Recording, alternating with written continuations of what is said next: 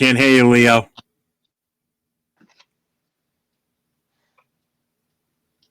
He's still not back from Rosarito, guys. Sorry. No, I'm still having the same technical issues.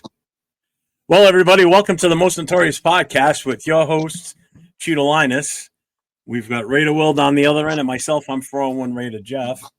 And we've got a special guest with us tonight. We have none other than Keith, the chapter of the Steel Valley chapter of the Black Hole, otherwise known as Yo Raider. What's up, Keith? Raider, what's going on? Not much. How was your weekend? Hazy, but it was good. It was good, man. It was a blast, honestly. I mean, Raider Nation came out big time, man. Took over the city. I mean, a lot of the pictures and video I saw looked like the play. It looked like everybody had a good time. Yeah, everybody I talked until the game. Blast. Yeah, until the game. Yeah, until we had to go inside the stadium, and then it got dark real quick. Yeah, and it was an early game, so it wasn't because the sun went away. Yeah. So, how many? Let me ask you this: so you had the Saturday? Actually, no, it started Friday night with the meetup at the cigar. But how'd that go? Friday night. So I couldn't even make it to that, to be honest. But I heard that went crazy good too. Good. I know Jay Jackson was involved in that. Yeah. I was talking to him about that. Yo. Go ahead, try it again, Leo. Jay Jackson? Yep, there you go. Leo's back, everybody. That's Leo. All right there. Yo. So where's Steel Valley at? Just so us West Coast people don't get confused. Well, Steel Valley is actually it's like a little something I just kicked back to, like, people that used to work real hard in Ohio, like, because it used to be like Ohio and Pennsylvania right here. They used to call it Steel Valley. So it used to be all the steel workers and everything like that. But I actually live in Youngstown, Ohio, which is why I'm Yo Raider in a nutshell. Thank you for explaining that. That makes a lot of sense now. Okay, cool. Yo, I'm going to tell you guys right now, Jay Jackson said that the cigar bar was off the hook. Had lots of people up there. We had a graphic Raider show up. They had Stu. Yeah. A lot of guys show up from, like, I kicked it with Stu for a while after the game Sunday. Actually, we went out and, like, we went to another bar actually, and that's why I'm still hungover too. I thought it was the drive. Well, the drive didn't help. The drive made me tired, but the drinking got me a little sideways, but it's all good. It's all good. And I guess there was some little extra curriculum activity that happened in Indy on Saturday night too, huh? Yeah. So that was crazy. Are you talking about the Dirty Sanchez? Yeah. What the hell? Drunken disorderly Sanchez, bro. Yeah, one of the guys from my chapter, Leo. Will, you've met him. And actually, on Keith, I'm sure you met him too. The real long goatee from Massachusetts. Yeah. I guess when he was there, it had just happened because he's got video of the guy that was the driver getting on the stretcher, getting wheeled to the back of the rescue to go to the hospital. He told me that. Everywhere. I was talking about it. Yeah, it was all roped off. He's got pictures of the blood trail on the street, on the sidewalk from I guess Sanchez as he walked around the corner.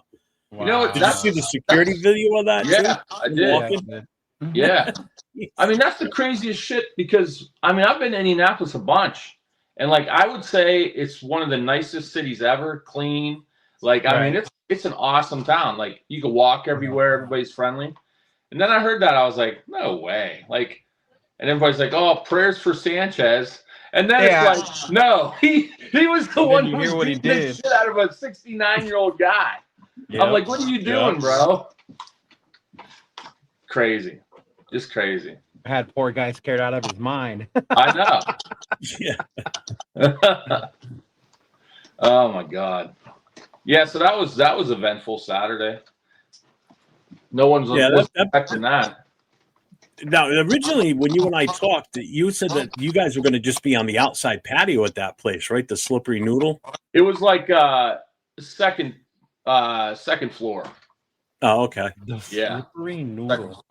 Slippery Yeah. noodle, yeah. Every time I talked to him or talked to someone else about it, I kept saying the slippery nipple I know. instead of the slippery noodle. So That sounds like a strip club more than Good anything. thing when I did the flyers, I Hey, didn't what put. do you think I said, bro? That's Yeah. the first thing I said. It sounded like a strip bar. It does sound Yeah. like a strip It bar. does. Yeah, it does. Well, that'd have been fun too. He said, I gotta ask you. I know the other question was the tailgate because there's a group in Indiana that like a Raider group, but nobody ever got back to myself or Keith from them to Nah. find what they were doing. But the only thing that we could find was two options. One was, well, what was the name of that one? There was one. It was like Touchdown Town. That was the one we kind of told everybody to go to. Yeah, because it's free to get in. The bears were cheap, and there was activities for like kids and everything too, and for and it was Raider fan friendly. The other one was like $160 per person for all you can eat. 160? Yeah, all inclusive, included drinks and food and everything. But you got to remember, you're only there for. I mean, like, but I mean, like, you're talking top shelf liquor.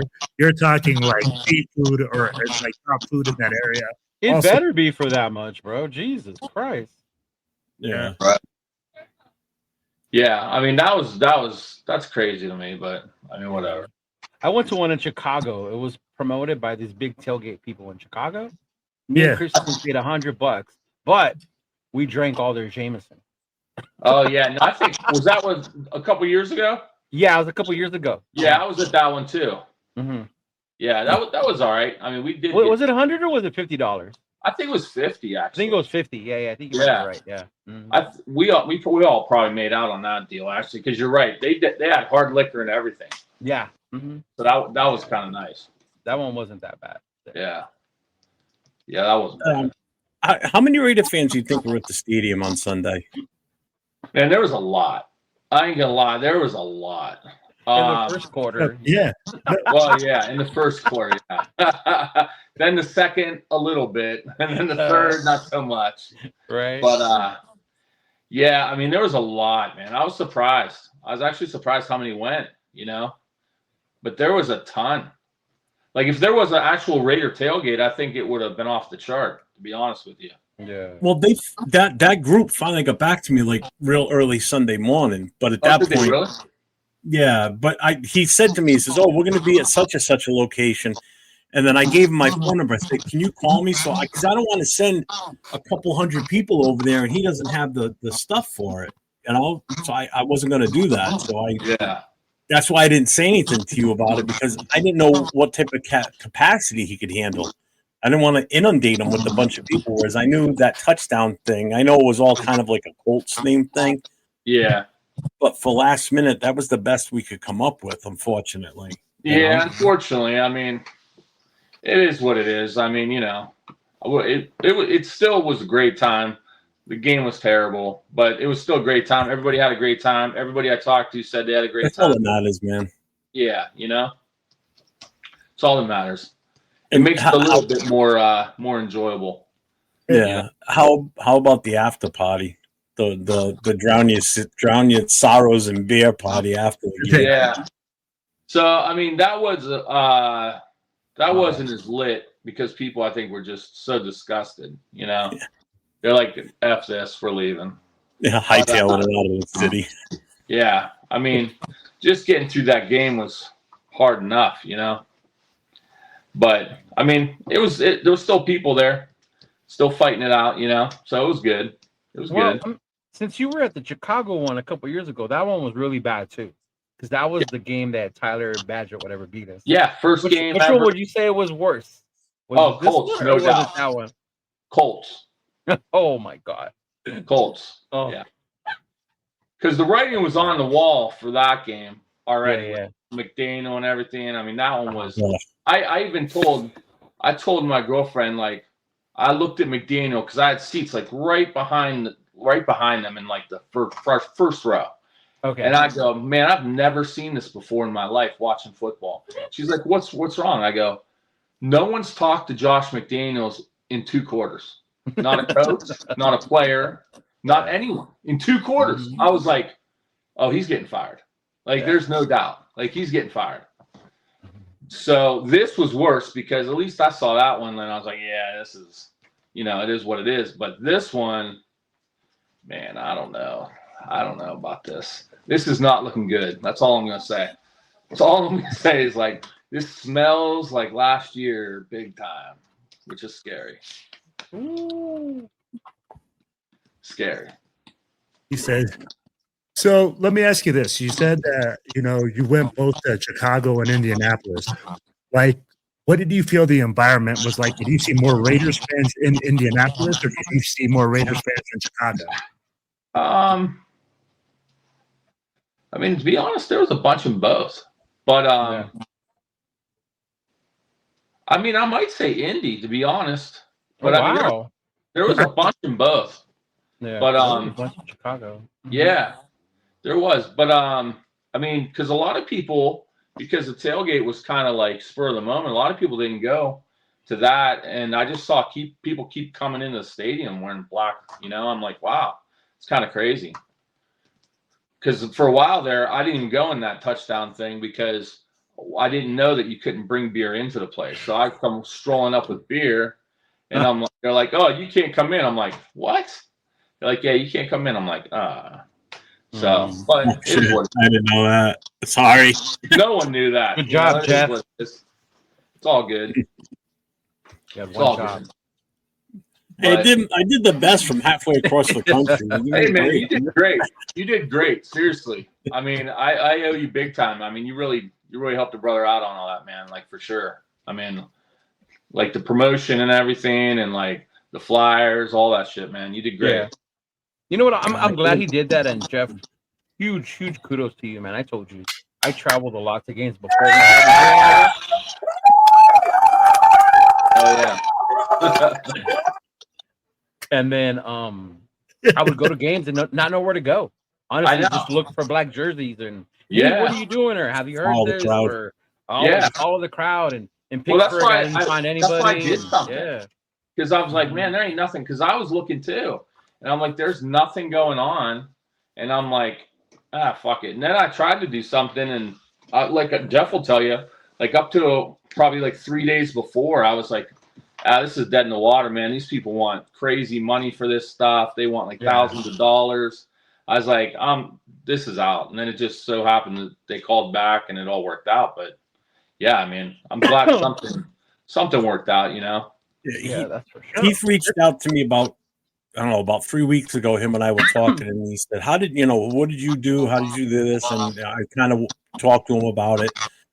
And then I pulled up a Google map of the downtown area of Indy, and I just started looking up, and then I started doing like just a Google search on what places in and around India, Raider fan friendly or whatever. Just cold calling places. He was doing the same cold calling places, and they're like, "Oh, we can't handle that many people," or "We're too big for that," or "They want to, it's $4,000 to rent the place out." I'm like, $4,000. Yeah. I said, the amount of people we're going to bring in for you, you're going to make that back anyway with just the beer and the food. I'm like, that was crazy. I was blown away at how many places wanted like 3,000, 35, 2,000. I'm like, what the hell are we doing here? I'm like, I'm trying to give you money. Like, what are you talking about? But I mean, whatever. I mean, that's why I was like, it might be dead in the water, but the slippery noodle really pulled through, honestly. And they were great. Glad. I'll tell you what. Anybody in Indy, go hit up the slippery noodle because they're cool there. Real cool. The good thing for you, Keith, is now you've got that established relationship with them. So comes the next time Indy comes, we come to town to Indy. They would be the first ones I would call if I were you. And say, listen, we're going to bring X amount of people. What's it going to take for us to get the whole building, basically? Make sure you add them to your LinkedIn, Jeffrey. Yeah. Hey, but kudos to you guys. You guys did a fantastic job of putting something together for Raider Nation. I mean, like, I think that's another reason listeners should be listening to the podcast, man. It seems like now we got Party Raider Jeff Hollywood / we also got, Chido. you had your event in Rosarito. Bro, Oh yeah, bro, that was awesome. That was awesome. Man, that was cool.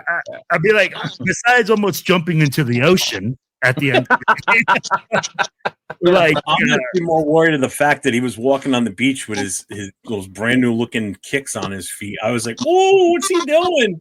I saw the sneakers. I'm like, "Oh no, don't go near the water with those. He's gonna be crying." That's how you know it's bad. It was sad walking with him in the sand, bro. That was hard. Hey, I'm amazed he didn't put no plastic baggies down. Man, the things I do for content with my Jays. MC's was pretty good too, where he just dumps in the pool like that. That was great. That was so funny because I did that video before the game even ended. So I told my girl to record me. We were doing it. And then as I came back, MC was like, "Come here real quick." And I was like, "All right, he has told me." He goes, "Look, I'm going to jump in the pool. If we lose." I'm like, "No, you're not. No, you're not." He goes, "Yeah." So then my dad was ready. I had to go. And he goes, "Come on, like, come film me." And then sure enough, man. And I thought he was going to take his jersey off, his shoes. No. This dude just I was waiting for that, too. Oh, he man. went face first into that pool, man. I was like, oh, wow. But yeah, man. Well, Rosarito was amazing. I just saw the big photo dump on that you posted, I think it was.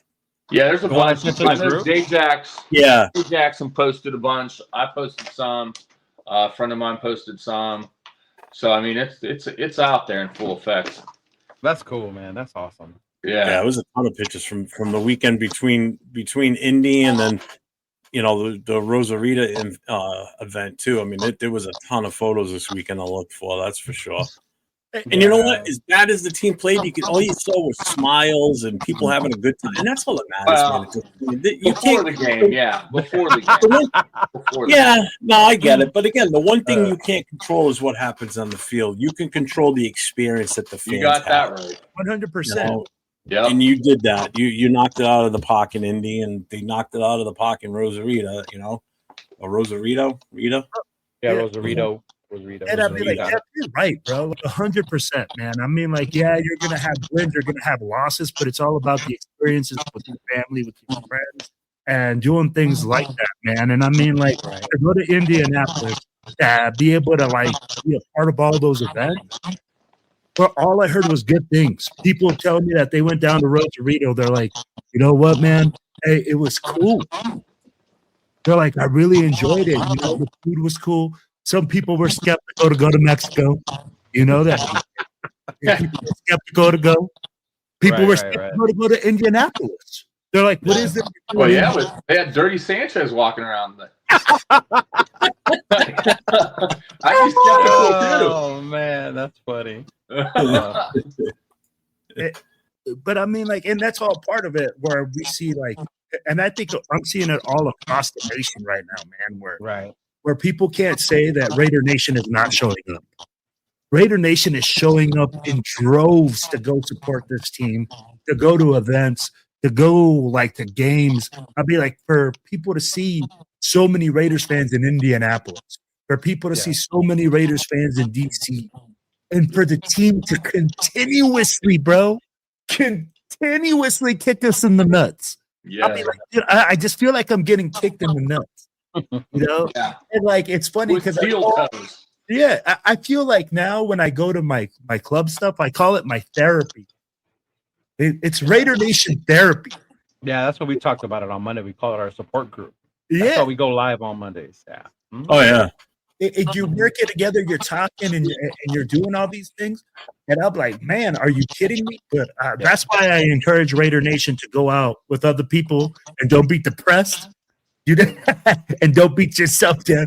Let things get out. No, you're 100, and people will always say, "Oh, I can't believe you wasted your money," or "I can't believe this." I mean, you guys that travel, I mean, you're right. I'm pretty sure you travel. Obviously, because you go to Chicago, so you probably get it sometimes too. But it's like I think that's the part I tell people. That's what makes the Raider Nation different. Yeah. Yes, we go to the game. Yes, we want to see our team win. But the majority of the experience is the days before the game. Oh, when you're with the rest of the nation and you're meeting each other. Yes. There's people that and it was funny because shout out to my boy Huggy Bear from Misfits in Rosarito, but he kept telling people like, yeah, because Lincoln Kennedy had to cancel on us because he was sick. So he never came on. So they were saying like, oh, the celebrity's not going to be here. And then Huggy Bear was joking like, what are you talking about? Like, we got one here. And I was like, bro, like, stop. But it was just seeing how many people recognize you and know you. Like, oh, I know you. Right. Oh, I've seen you before. Even me. I saw people on their Instagram that were from Mexico City, and I saw them there at the event. So being able to finally meet them in person in the event, talk to them, how long they've been a fan. Why are you a Raider fan? You're in Mexico City, bro. Like, how did that happen? Right. Just to have those conversations with people are the stuff that we do the day before the actual game, which makes the whole weekend, the whole experience fun. And that's why I tell people, like, oh, I'm not spending my money. This team sucks. I'm not coming to Vegas no more. And that's on you. But understand that there's more to that than just going to the game. It's the experience with your group, with the fans, with your family. That's what makes that weekend so much more epic. The game is just a bonus. If we win, makes it even better. Yeah. You know? No, 100%, man. I mean, just the people that I've met from like traveling around, I mean, it's amazing. It really is. And I say this all the time to people, like, because, you know, and you guys are all friends with Chris and stuff too. Like, we're from Ohio. Everybody's like, why the hell are you a Raiders fan in Ohio? And like, why are you traveling around and doing all this stuff? Like, man, it just is what it is, you know? That's just how we are. But like, I don't know. Like, I love it. I do. If I could go to every game, I would. But unfortunately, I've already spent too much money this year because I've gone to too many games already. But I gotta cool my jets. Right. Cool my jets. Literally, I gotta stop flying around. Cool my jets. We got a super chat from Mark Sanchez. Oh my! Says, anyone know where the nursing home is? Dudes from there were talking smack, and I want to see if they about that life. Nice. Thank you for the $5 super chat, Mark Sanchez. Thank you. Hey,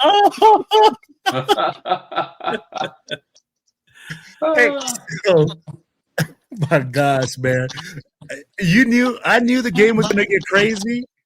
When I wake up in the morning and I see Mark Sanchez is fucking arrested for like trying to beat up old people, and I said, "Man, hey, you know what? Today's about to get crazy." And he was supposed to announce our game, and ended up being Brady. Yeah, he was. Yeah. Oh man, Which I like, how do you explain that, bro? Yeah. How do you explain that? I'm a 38-year-old man beating up a senior citizen. Yes. Alcohol will make you do some wild things, man. Hell yeah. Crazy. I wonder if he did the Everclear challenge, and then that's what got him. Maybe.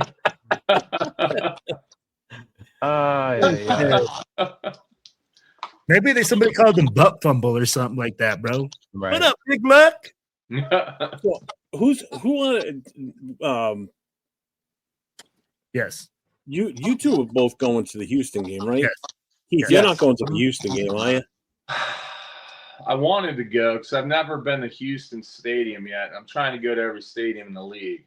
Yeah, same. But I don't know if I'm gonna make it this year. Oh, okay. Are you going to any other games this year, or? I was gonna go to Philly, but I don't know. I just don't know if my brain can take that game. I don't know. We'll see. In true Raider fashion, this weekend, Philly's gonna be the one where we come out and we win, and we're all gonna be like, "What the fuck just happened?" Yeah, I mean that would be the game, right? Yeah, like, that would be the game. But who is gonna throw the ball in that game? Because I don't think anybody on our team is gonna be able to do that. What up, Kev? Yeah, no. Mm-hmm. I mean, I don't know, man. Hey, this dude right here, Raider Travis, 100%. I see him all the time in the parking lots, in the tailgates, bro. He is a huge Raider supporter. Yeah, shout out to my boy Raider Travis. Mm-hmm. Cool, Kev. Old people not immune from getting the ass kicking. Hey, you know what's funny too? Did you guys hear? Like that dude was just trying to do his job. He was working when he got his ass kicked. You know? Yeah. That it was Mark being like dumb and drunk that started something. No. Hey, fill me in. I need to know the whole story. He was like he wasn't like an Uber driver or anything. He was delivering food. He was like my understanding was he was like a grease pickup guy. You know how you have grease trucks to pick up all the like dirty oil and stuff. Yeah. So like I guess he was coming with that. I don't know if he came too close to Sanchez or whatever the case may be. I don't know. And then Sanchez just went ballistic on him, and he like grabbed in the car and started beating the hell out of him. And the guy just like happened to have a razor knife there, and he was like getting the shit beat out of him. So he just like grabbed the razor knife and just started shivving Sanchez. I'm like, holy smokes. How would you like to be known for the butt fumble and getting shanked by a 95-year or a senior? You know what I mean? Oh my God, bro, you're so right. That's true. I think I'd rather be known for the butt fumble because that'll go away in time. This ain't going anywhere. Bro, The he's butt known fumble for has never gone away. Bro, this story's sticking with you for the rest of your life. He's going to lose his job. So he's not going to be doing games anymore. That's over with. Yeah. They're going to separate themselves from him so fast it isn't because he even works funny. with Fox, because I've seen him on Colin, whatever. Yeah. Yeah, he was supposed to call our game that day. Yeah, exactly. Crazy. I mean, that's so crazy. It sucks. I was so looking forward to hearing him talk about our game too. Damn. I know. Whatever. Didn't he play with Gino in New York? Oh, I don't know if he was a backup when Gino was there. He might have got drafted when Gino was there. Yeah. Yeah. I think that was his mentor, bro. I think that was Gino's mentor. No wonder. I'll be like, oh, no wonder. Come on now, guys. But you didn't see the link between Gino, the butt fumble. No, I literally just put that together. I was like, wait a minute. Gino's like his age. Yeah. That's true. I have to look. Who knows? Who knows in the chat? Butt fumble is wild. Right? Yeah. Big luck. We got the elephant in the room. At least the Raiders are addressing me now. For a long time, they pretended I wasn't even there. And I mean, they know they seen me, and I'm elephant for God's sake. Well, which one? Because there's multiple elephants. There's a pink one. Yeah, there is. Blue one. There's a whole boatload of them now. Because I talked about a couple, and I was called a hater, right, for not believing in him. So I'm just saying. So, yeah, I'm going to ask you guys a question, right? Uh-oh. Are we past this whole thing that we are competing? I'd be like, it doesn't look like we're competing, right? No, we're not. We're not competing. We're not peating. We're not we ain't shit. Okay? Hey, I said it a couple of weeks ago. I said it's not compete anymore. It's compost. But it's like just a pile of crap right now. Hey, yeah, hold on. We're no good. So let me ask you this. Wait. Before you move on, I'll tell you about your compete thing. The compete thing was kind of like when AP came out a year and a half ago and got us LA people by yelling out Raiders, and we all like hopped on that, like, this is our boy, right? Yep. So the compete thing got like the USC fans, the people who believe in Carroll, who wanted an experienced coach. That's how he got them. Was, oh yeah, we're gonna compete. But in reality, if you looked at our roster and the very few moves they made to upgrade it, the writing was on the wall, but we were never going to compete. No. It was always on what ifs. What if Gino has a good year? What if this? What if our O-line holds up? What if this? What if Kuntz breaks out? What if our rookie wide receivers excel and meet expectations? Right? What if Trey Tucker develops? What if Trey Tucker develops? See? Yeah. Hey, Betch did have 3 catches this past weekend, so he caught one more than he did all season. So he's on 5 for the year. Though? You got to be on the field to catch the ball, though. FYI, like, why aren't they playing him? Why did you draft him in the second round if we're not playing? Well, they did play him a lot. They did play him a lot this weekend because of the issue with tight end. If we're competing, why are we talking about Geno Smith getting practice reps during the game? If we're competing, why are we talking about practice reps during the game? I didn't want to get Kenny Pickett in there because I really felt like our guys needed more practice. Practice. Beat my ass. I'm like, you know what drove me the when you're down 100. The craziest about Jack Besh was when Pete talked about him, and he goes, "He's amazing on special teams." You drafted this motherfucker in the In the second second round to be amazing on special teams. Yeah. Like, I mean, what are we doing? oh my god. And So why Indiana in the Raiders- I don't know if hell he's is ready. Zamir White returning kicks? Yeah. Mm-hmm. Keith, Indiana Raider said, Yo Raider, Keith Raider Nation showed out on late notice at the Noodle. Nice. Thanks for doing that for the nation. Absolutely. Indiana Thanks for coming, Raider. brother. That's what's up, man. He's real cool. I met him in person this time because we've been chatting and stuff, but real cool dude. So glad Is he a came Notre out. Dame Glad fan? I met you, bro.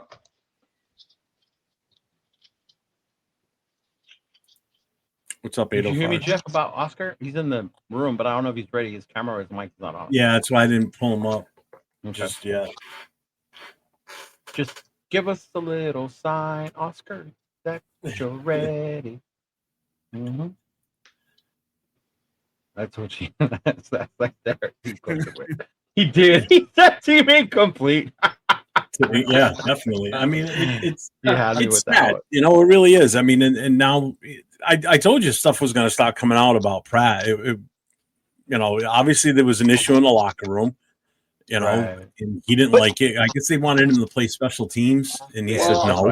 Supposedly Mozart's talking that way too. Like that's why he. And that now that's coming out is the part of the reason why he wasn't playing the first few weeks. Yeah. So wait, Which you is mean to crazy. tell me that He's it like probably 30 wasn't something years Wilkins' old. fault about what happened? Who knows? I mean, Something's you not can't right. play- You can't play a 33-year-old, 34-year-old running back on special teams. Nobody that old. I mean, look what happened to Michael Mayer by Yeah, playing special teams. yeah. I mean, I don't know, and that I've never heard that before in my life. Honestly, if you're not a I know- starter, you have to play special teams. They did it in Seattle when he had the Legion of Boom. But what I will say about that team was different. They Yes. had this attitude and this mentality that they never wanted to leave the field, but all of them. So it made sense to do that with them, right? You got to have the right players, the right mentality to be able to go do that. Now, you're talking about years later. This Legion of Boom was how many years ago, right? We always talk about how players are different now, how the league has changed, right? It's a little softer. They can't even A lot practice really softer, anymore. yeah. So, yeah, so it's a little weird to expect them to want to always be out there all the time. You don't have 53 Max Crosby's out there. No. Yeah. And guess what? If we did, we wouldn't be sitting here talking like this. No, You know what I mean? no, it'd all be sunshine, rainbows, and Yeah. unicorns. Yeah. We'd all be happy. Yep. Mm-hmm. So Indiana Raiders said Indy was silver and blacked out all weekend, but that was the worst loss I've ever seen by the Raiders. I agree, brother. Yeah. No, the worst was the Philly one, man. That was the worst one I was at in person. I'll say. Oh, that. yeah. In My person. worst one in person was in New York, 44-7. We lost. The only touchdown was in front of the end where I was sitting. 44-7. Wow. Brutal. That's brutal. Brutal. I was there in Oakland for when we got D'Angelo Hall, and we were so Oh. excited. Oh god. And then what's his name? Eddie Royal, right? Lit us up. Yeah, that was a Monday night game, wasn't it? Monday night, my first game in Oakland, mind you. Yeah. What's up, My first Federator? game in Oakland. Yeah. Yeah, No, second game, but my first game after the Navy. Yeah. yeah. I remember that was the old the Royal coming out party. Yes, and the D'Angelo Hall leaving the team 2 weeks later. And Lane Kiffin too, right? Follow right after that too. That's so bad. Oh my god. So let me ask you guys this. We've all seen the bad losses. We've all gone through all these things, right? Yes, sir. Where do we go moving forward? What's the solution? I mean, like, one, I want to know the solution because you guys, as you guys know, as club presidents, when the team struggles, attendance struggles. Yeah, absolutely. Right. Yeah, Right, like it's a difficult thing to get the fandom like wound up to go out and be like, "Yo, like I want to be a part of this. I want to like people to like it." It's almost sometimes embarrassing to have a Raider shirt on. It's getting to the point where like, bro, look, hey, I'm gonna say it. We're gonna fight, bro, I'm like gonna say it. earlier. Yo, I'm telling you, it's getting bad. I'd be like, when people go to these watch parties and they expect to lose, Yeah. You know, where you don't expect to have a chance. Right. When you don't expect to, like, even be in the same, we weren't even on the same planet. I mean, like, bro, we got our asses thoroughly whooped in every phase of the game. I'd be like, I saw special teams. Right. I saw defense soft as pillows. I didn't see offense. No. I saw Ashton Genty for a limited amount of reps again with no Bowers, with no Michael Mayer. So tell me, I mean, like, it's getting bad. Where's the solution, guys? Where do we go forward from it? I think first and foremost, the most important part is Raider Nation needs to start being realistic. Yes. When you think about the teams that blew us out, right? The way Indianapolis is playing right now, they're a hot team. Yes. They're a really good team the way they're playing. We didn't expect them to be this good this year, right? But they're a hot team. I think earlier I saw they're like the second best offense in the league right now in the AFC. They're calling the new greatest show on turf right now because they're cooking. You know, they got things rolling and they're cooking. So that one, yeah. Washington, great team. NFC Championship the year before. Yes, they didn't have Jaden, but they still have their other pieces that were in there. Great defensive front. I think in our mind, we thought we were as good as these things. And what's showing on the field is that we're not. And in order to fix that, Will, I think that goes back to this is why it's important. Who do you draft? Are you holding on to them? Because that's how you build your team. For so many years, we try to build teams in free agency and it never worked. You know? Teams don't build that way. You can build in free agency, but you can't, like, rely on free agency. No, yeah. You know what I mean? Like, you have to be able to draft, and, you know, we all know this. We haven't drafted for shit. No. I mean, the only good draft we had was not this past year, but the last year, and we fired that guy. Telesco was the only guy that drafted really well for us. And even then, look at what they're doing with his draft pick. Look what they're doing to JPJ. I know. He was well, JPJ, Glaze is having a sophomore slump. Yeah. Brock Bowers has been on and off injury all season, so you know, right now they're not shining, unfortunately.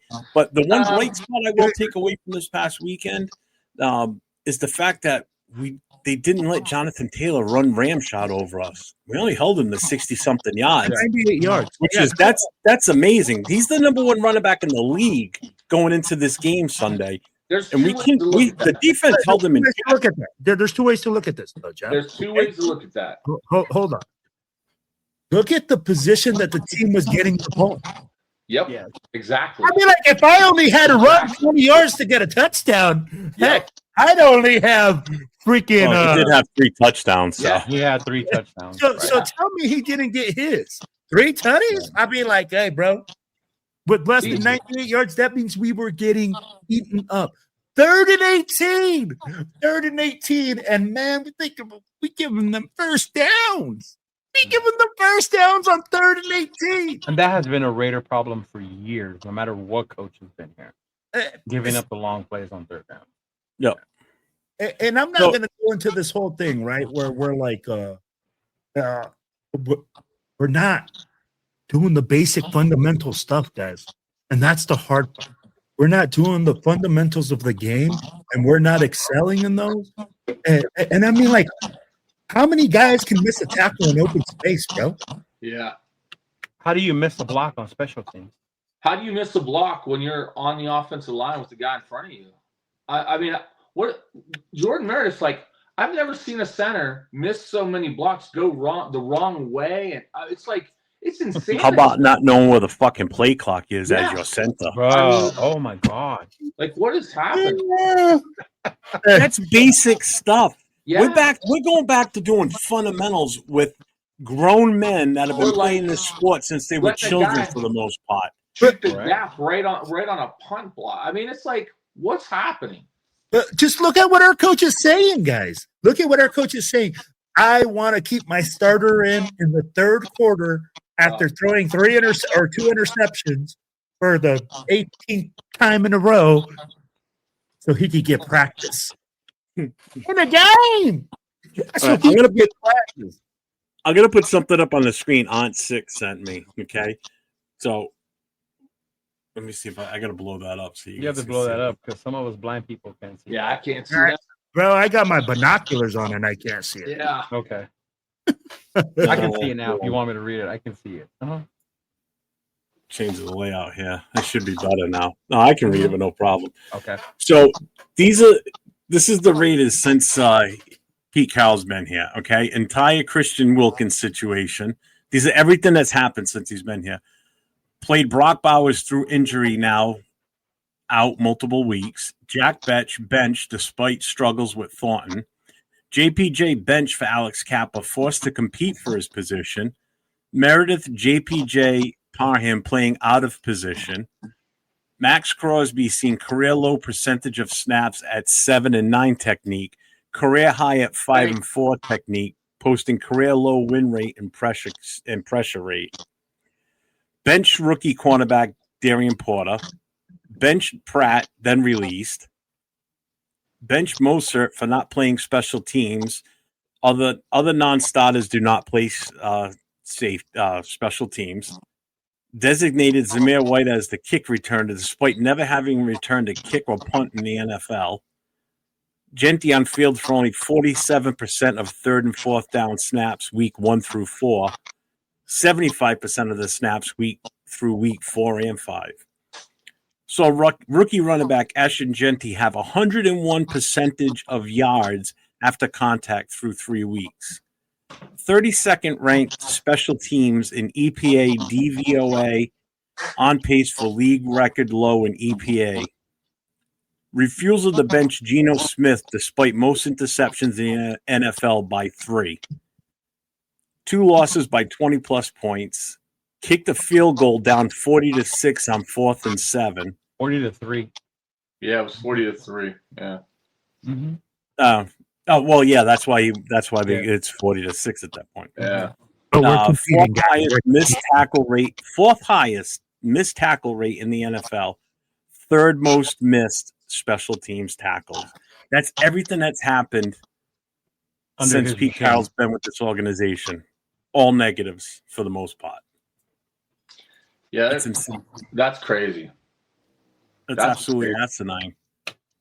And that's a whole nother thing. Like, why are we suddenly playing Max so much on the inside? Because they do things their way.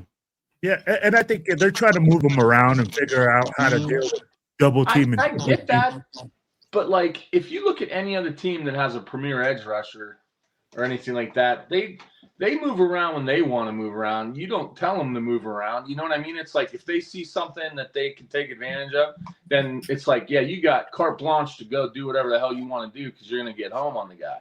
But like, we're kind of playing him more inside now. If you watch Max the last so many years, I mean, he lives and dies off of like being on that edge because he's got so much bend and he's got so much like torque on his like maneuvers and stuff and his spin move back to the inside. It's like, I don't know. Like, it's just, I don't know what's going on. Like, it's just crazy to me. Everything is crazy. It just doesn't make sense. Hey, this was going to go to my next question. Why is it that every coach that the Raiders get lose their mind? Or start sipping on the scissor, or smoking on the wacky tobacco? I don't know what you guys want to call it. I'll be like, yo, it's not. Mind goes. So Cheeto, you gave me the look. So go ahead, bro. I want to know, what is it with like every single Raiders coach coming in? If you look in the last couple, I'm not going to include Josh McDaniels because I think to me Josh McDaniels inherited not the perfect team, but he at least inherited a playoff-ready team. McDaniels dismounted it on his own. That's on him. But if you look at the last 2 coaches, what AP inherited, right? No quarterback, right? No quarterback. Trying to figure out who your running back is because they didn't keep Josh Jacobs, right? You lost your premier wide receiver. He went somewhere else. So the only thing you had was Max. So then they get rid of him. They bring in Pete. And then you see, how did he really make this team a lot better, though? And it goes back to what I'm saying when it comes to who's making these decisions about who you're bringing in. And if you're drafting players, are you going to utilize those drafted players in your system on your team if you're not signing free agents? I don't care if we have prime Bill Belichick out there right now, bro. You look at the talent we have on this team, the talent isn't there. Mm-hmm. None of these wide receivers can get open. That's why the passing game has sucked. Brock Bowers being gone, who else was he going to throw to? It seems like Genty was the only one. You know, you relied on so much on what you thought you knew better, and your talent is just not there. So we have to get better on bringing in talent to this team before we expect any coach to be able to do something with that. But at this point, what I think is frustrating, to your point with Pete, is because he's experienced, we didn't expect the lack of discipline, the lack of fundamentals that we're seeing on the field. Because it's Pete Carroll, we thought this thing would have been corrected. When AP was here, rookie coach, he doesn't know what he's doing. He should be utilizing this. He should be doing that, right? He didn't know what. Pete's here, he's going to correct this, and we're seeing the same shit, though. And then that's where the frustrating part comes in. You know? That's what I think. That's what I'm saying. That's why I think no matter who we bring in, there's people say, oh, bring in, what's his name, from Buffalo. Like, I get that. That's cool. But you still got to bring in the talent to this team in order for it to excel. Joe Brady. There you go, John. So let's just hit on this real quick. Anthony's bringing this up, the Predator. He says, let's agree JPJ at center. I'm going to disagree. I don't know what you guys think. I'm going to agree. Based on the way Meredith is playing, dude, Meredith, I would say yeah, but JPJ, I like him on guard because of his nastiness. It's just so much better at guard. He could be at center and be nasty. Yeah. You know what I mean? Like, at least I know he's going to make a block. Meredith's just like letting people go right through there. I mean, it's insane. It's like, yeah, we draft Jenny and like, okay, great, that's fantastic, but it doesn't. And the reason why we don't use him is because we're down 21 points every game. So how are we ever going to use him anyways? And why are we in shotgun every stinking play? Every play. Why? I mean, yeah, that's a scheme thing. Yeah. It's a scheme. Absolutely. But you know what the scheme relies on? A guy that could read a defense really well, because that's the whole reason you're in a shotgun, so you could see the field. Guess what? Geno Smith can't see the field. He's always been that way. He's been that way since when he was with the Jets, the Giants, Seattle. I said this the last time I was on. Geno Smith is an outside thrower. He chucks the ball down the field. That's his game. We are living with inside receivers, and we got an outside thrower, and the scheme is jacked. And it's not getting fixed this year. Everybody wants to say, oh, this, that, whatever. It just doesn't mesh. Yeah, no, even throwing in Kenny or throwing in O'Connell, whatever, it's not. Quarterback's not going to change it. What's going to change it? We're hoping for is less turnovers, which will put you more in the game. Yes. With more of a chance to that'll make not kill drives. Win some games because you're not turning it over and putting the defense at the 25-yard line 2 or 3 times a game, which is insane. And again, no matter what you put out there for quarterback, it's not going to change it, just like Leo said, until the offensive line gets better. That's the problem. And the fix is on the roster. There's nothing out there in free agency. There ain't nobody going to trade anything. No. We blew it in free agency and we blew it in the draft. Plain and simple. Not addressing the run, the trenches, the offensive line. Because we should, in all honesty, we never should have drafted Genty. Well, we never should have drafted Genty. So hold on. You guys addressed a lot of things, and now we're going into Genty, and you shouldn't have drafted. A lot of elephants in that room, right?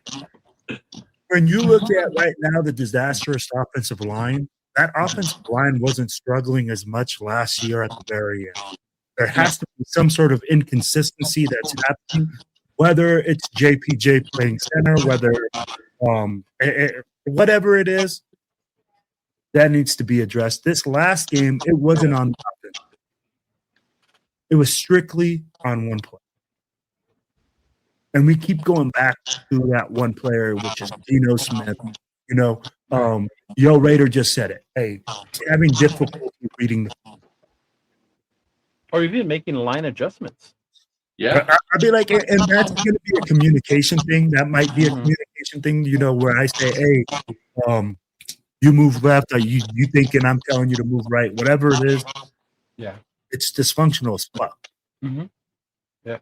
Yeah. But with Gino back there, right now at 9 interceptions,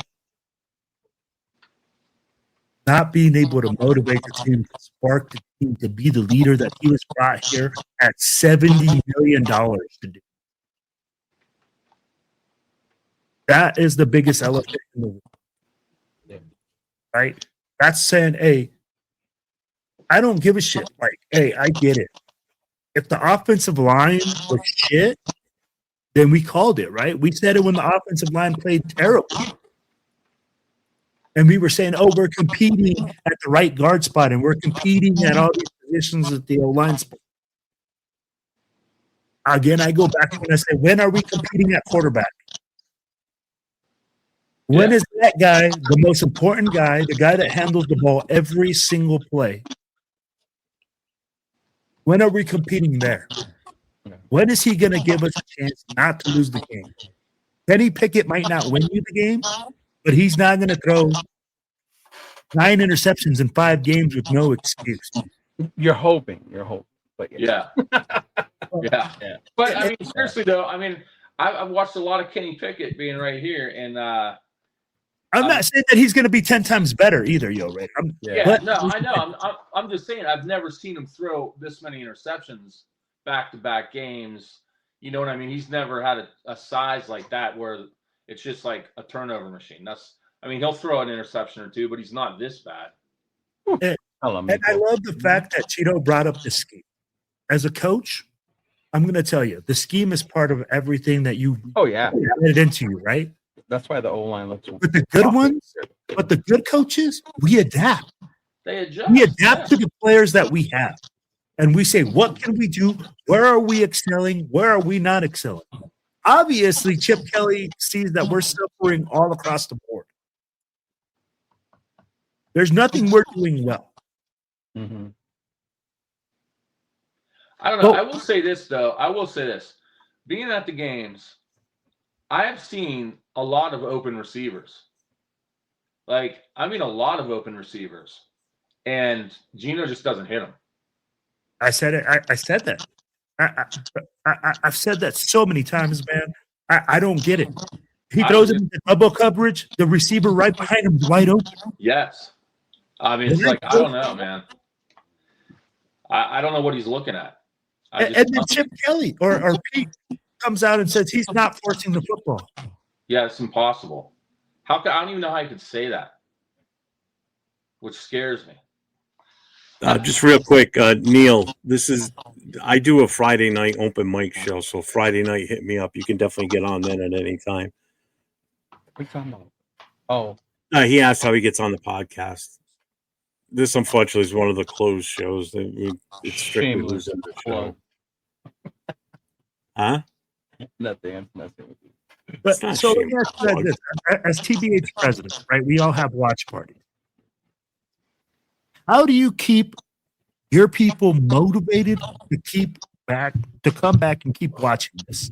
Come back and say, man, hey, you know what? I want to come back and hang out with this group. I want to be a part of this and watch this team be a complete disaster on Sunday. Yeah. It's tough, man. It's tough. You got to just keep the spirit, you know what I mean? But I don't know. I mean, I don't know when something's got to change. I mean, we can't get our head kicked in every single week by like 30 and just, expect people to be like, yeah, I mean, at some point people are just, saying I've had enough of this, but I'm a junkie for it apparently, because I keep coming back. I keep coming back. I don't know, man. I heard you bring it up in the meeting. Well, I started laughing, but I think that all has to do a lot with what you guys are doing and the group you're with. Right? If you're saying the fans, you're just doing it because you want to see the team win, it's not happening, right? I think in order to make that happen, is you're creating an event and experience before the game or even during, all that stuff to get people together. But it also that depends on the type of fans you're bringing to your watch parties who are around you, right? You think about it, even us as a club, right? It's TBH. When we all get together, like we're just happy we're together. You know, like I was telling you earlier, the game is just an extra. But how do you get people to come? Like I do a lot of collabing with Mike. Shout out to Mike from Raiders Against the World. You guys met him. Yes, sir. Someone like him with all that energy, that regardless of win, lose, you know, he's gonna come out there and he's gonna have a DJ. He's gonna have people dancing. He's gonna have people singing. He's gonna involve the people watching the game and raffles, things like that, to get more and more people coming. You know, and I think that's when that part comes in as far as the club. How do you get people to come to your watch party? But just to think that Raider fans are just gonna show up to watch a Raider game, that's not really gonna happen until we start winning. Not right now. It's not. So, Jeff, you have 2 watch parties. How do you? Because I mean, like, you have 2 different locations, 2 different. We did. It kind of fell apart the first of 2 weeks ago because we were going to go to Blake's where we had the Saturday night party for the New England game week 1. Yeah. Now, I had talked to the owner a couple of times confirming, and I said, you got the Sunday package, right? You know, the Sunday ticket. Oh, yeah. I get there. I asked the bartender, can you put that TV and that TV on the Raiders game? What channel? So she's trying to find it, and I said, I don't, you're on regular Cox cable right now. You're not on. She goes, oh, hold on. So she goes and asks the manager, do we have Sunday NFL Sunday tickets so we can put the Raiders? And I can see her mouth in the words. She goes, no, we don't have that. I'm like, well, that's it. We're leaving. So she comes out. She goes, we don't have it. I said, damn it. I said, all right. Well, I said, I guess we're leaving. So luckily we hadn't ordered anything to eat or drink. So we ended up leaving. We went to another location that we knew had it, but it's not the place we're going to go to. We're just going to go to Buffalo Wild Wings. Yeah, we're just going to go to the original place up in Buffalo Wild Wings, maybe for the next few weeks until the bye week. But, I mean, I'll endure the 2-hour trip in the dark at night coming home after, the game ends. Going to B-Dubs? You're going to B-Dubs? Yeah. It's not bad though. I mean, they take care of us up there. We got the whole outside patio section, and it's closed off. So if it gets cold, they got the heaters in there, so we'll be fine during the colder days. Yeah, But right now, dude, the last 2 Sundays, it's been in the 80s here. Yes, this past Sunday was 89. It was 89. Yeah, but you're not expecting it. You get up and it's like, what the fuck, man? I shut the AC off 2 months ago, and I got to turn it back on again. But yeah, so we only do the one. We do 50-50. We do raffles. We do door prizes. We do stuff that wants to bring the members in. Yeah. We'll order up a bunch of appetizers for the table. For everybody and everything. Yeah, so. I don't do the appetizers, but I bring stuff because I go to a lot of events. So I have like the Jeremy Chin jersey, the Lincoln Kennedy football. Yeah, giving this stuff out, and I'm like, yeah, like why not? Like shit. Yeah. Well, what we've been doing is for the door prizes, we use the $50 gift cards that we got from the tailgate for the parking passes, and we've been buying $25 gift cards for Buffalo Wild Wings. So we've been giving those out as door prizes. Pick one winner, like I said, we do the 50, but right now, any proceeds we make at the watch parties, we're putting aside for a donation to breast cancer awareness for the month. So nice. So this past Sunday, we already raised $140 so far. So we do have another fundraiser coming up. It's not really a black hole sign, but it's on that idea that we're thinking about opening it up to everybody. If anybody wants to buy tickets for it, and we'll ship it if you win.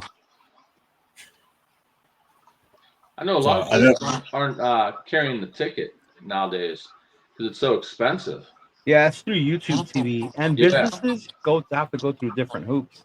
Yeah, well, it's TV, so it's different for them. Yeah.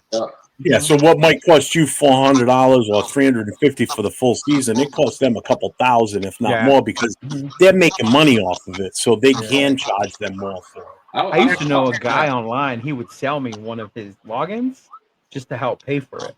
Yeah. Like I would hit him up every year. I'd send him like $50, $100 or whatever, and he would give me a login, and I would have Sunday ticket the whole year. And he worked at a bar. He had a bar. People would come watch the game, but he said that's the way he would make some of that money up. It's expensive I was talking to one guy. He said it was costing him $2,000 a week A week? It's $1,000 a seat. So I know the people at Boston told me they have to pay $1,000 a seat for the Sunday into their venue. That's insane. That's why people were starting to pitch it, because it's like, man, they're not getting their money back, you know? Yeah. So, hey, Oscar, what are you guys doing at your locations to keep people coming? I saw you're going to have a big party. So go ahead. Let us know, bro. Yeah. So basically what we're going to do is we're having a big watch party. Obviously, we have Kenny Shed, as you all know, Kenny, as our special guest. Mm-hmm. We have, I want to say, about like 7 super fans now. We added Raider Magneto and obviously our very own president from Central Coast, Raider Villa.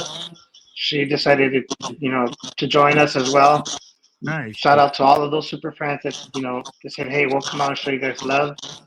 But yeah, so yeah, like we said, we have something planned like that with Kenny. Obviously, the super fans. We have a vendor coming out from LA.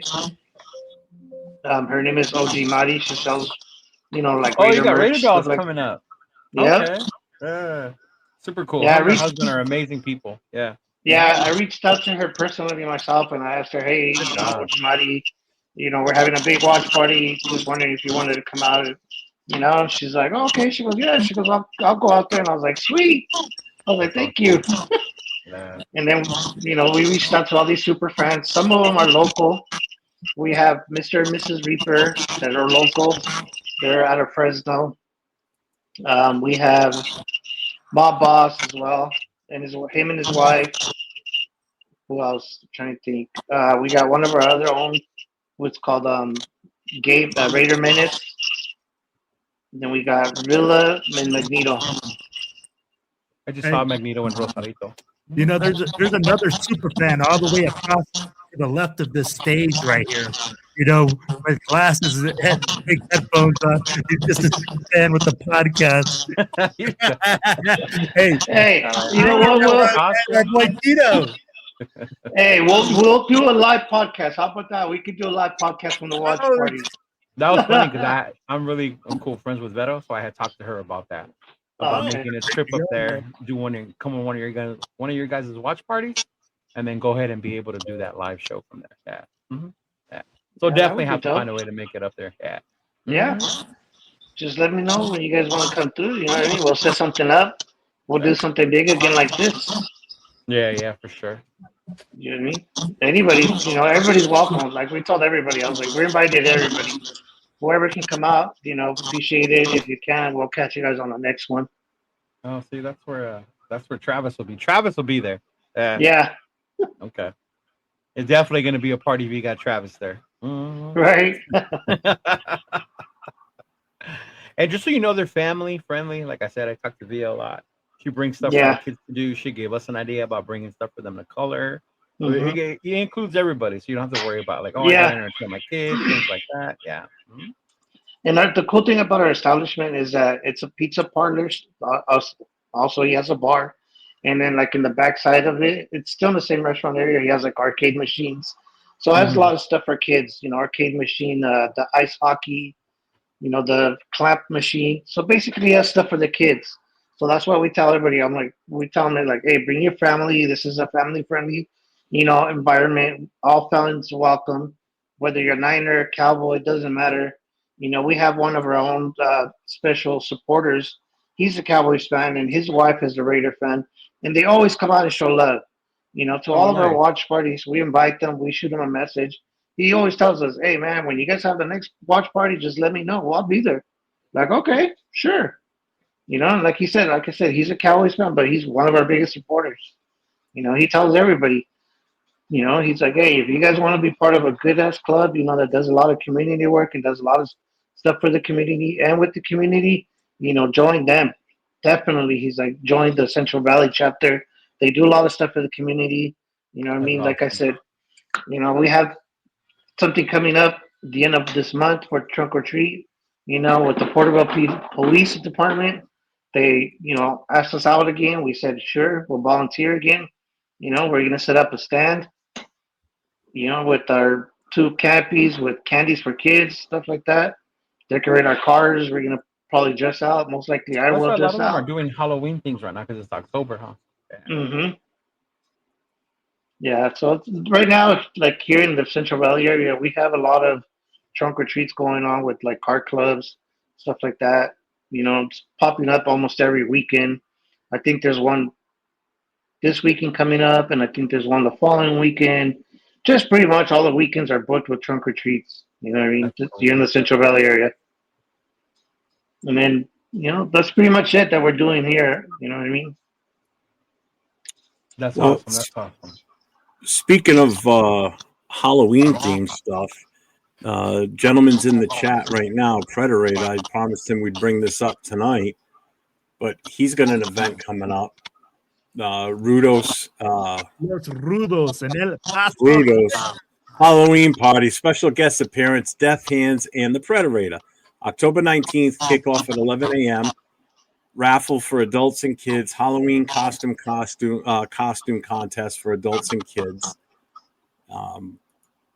That is on the 19th of October. Hang on. Let me bring this. Can't see that. It's at 8041 North Mesa Street, El Paso, Texas. 79932. So if anybody is going to be going, let Predator know. Hit him up on Instagram. Check him out. Again, October 19th, kickoff is 11 a.m. It's the Raiders-Chiefs game that day. So make sure you go and support one of our brothers and check him out. And I will be promoting that on Instagram for him too, like I promised I would. So I will be sending that out and around. Central Valley Wrecking Crew has a Halloween party coming up as well. Okay. I know Wrecking Crew in Las Vegas is doing their Halloween party this week in J-Lock. Yeah. Mm-hmm. Yeah. Oh, wait. Tito. Since we're not going to get a chance to give you a happy birthday. Happy birthday to you. Happy birthday to you. Let's say The Raiders win, man. Hey, if you are in Allegiant Stadium this weekend and you see this man, the non-super fan with the podcast, all the way at the very left, you make sure that you get my man a drink and wish him a happy birthday. Hey, thank you for all you do for the nation. Hey, appreciate it, big dog. Yeah, I'll be there. we're getting Hopefully some we get a dub, man. feedback right now. Yeah. I don't know if you guys are hearing it. What's that? Getting some wicked feedback right now. Yeah, that's Yo Raiders, Mike. Hold on. Yeah? Yep. Boom, boom. Boom. Yeah. Hello. Yeah, I don't hear it now. Yeah, it's his mic. It was echoing. That's all right. Oscar too. He says, "Yo Raiders." So what's your plans for how to keep people engaged, how to keep people coming out, how to keep people cheering for Raider Nation in your section of the state? I don't know. I'm kind of new to the watch party game, so I'm kind of like just starting out and throwing stuff out there. Honestly, So this isn't like ideal, but anything we could do, 50-50 raffle, anything to get them, engaged and just like more involved. You know what I mean? Anything like, I was thinking about doing block pulls, maybe, just to like keep people more involved. Anything to keep them more involved. Yeah, I like that idea. Yeah, I think that's just a suggestion. I mean, again, I've only been in the Black Hole since May, but I've been around a booster club for 18 years. And one of the easiest thing is just keep it simple. Whatever you do, especially if you're just starting off with it, yeah, don't worry about getting a bunch of merchandise and stuff like that right away. Just start it simple, small stuff. Even stickers, something simple as stickers, patches. They're not that expensive to get. It's the real basic stuff. It's just anything to keep them engaged. Yep. No doubt. No doubt. So it's not easy because again, we're a victim of what happens on the field. Just plain and simple. The hard part, right? Like people don't realize. People think just because you're the president of a booster club that people are going to show up and that they're just going to be there and then like, hey, we're just going to go all listen and to cheer for the Raiders and to do all these things, right? Man, when your team is struggling, you start struggling. Your attendance starts struggling. People don't want to come out and watch the game. Yeah. And this is where I think it becomes important to show people that you're more than just a Raiders watch party, right? You're a club. You're a family. You are involved with these. I mean, like every single time I see Jeff, I'll be like, hey, we know that he's married. He has Dawn. You know, you ask about his wife. You go like, hey, how's your wife? Blah, blah, blah. Or, hey, you know, you see Cheeto. Hey, Cheeto, how's your personal life? How's things outside of football? You build your club like you build your family. Yeah, that's true. You know, you want to spend time with these people. You want to see these people. At the end of the week, if you have a shitty week, you can go talk to these people and you hang out outside of just watching football. And I think that's what's so unique with Blackout. That's what's so unique about my club. I will say it like that. Our club hangs out all the time. Like my VP is a youth coach. He'll call me because I'm coach. And he was like, hey, Will, like, let's talk some football. I want to learn this. My secretary calls me up because he has Silver and Black coffee. So, you know, hey, shout out to Silver and Black Coffee. Make sure y'all get it. You know, hey, you know, all these people like the Predator, like, hey, Anthony, I call him all the time, people and stuff like that. So I think that's what's important, that you build a family, that you build a cohesive group, just like you would a football team. You got to be supporting the people that you got. Right? You can't have anybody. Mm-hmm. And especially when you see things like this one, I totally forgot, and I'm glad he reminded me because he what did he say? He said he sent it to Will. but Will didn't look at his messages. Yeah. Uh-huh. Who sent me what? I got it. Don't worry. Man. We got this one, right? Oh, that's yeah. So talking about unity, right? This is coming up. Let's go.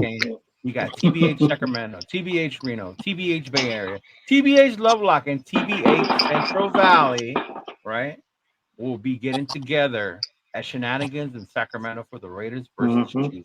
October 19th, kickoff at 10 a.m. Location Shenanigans, right in the kitchen. Momo's Barbecue, delicious snacks, big screen action, fun buys, and of course with DJ Real About It.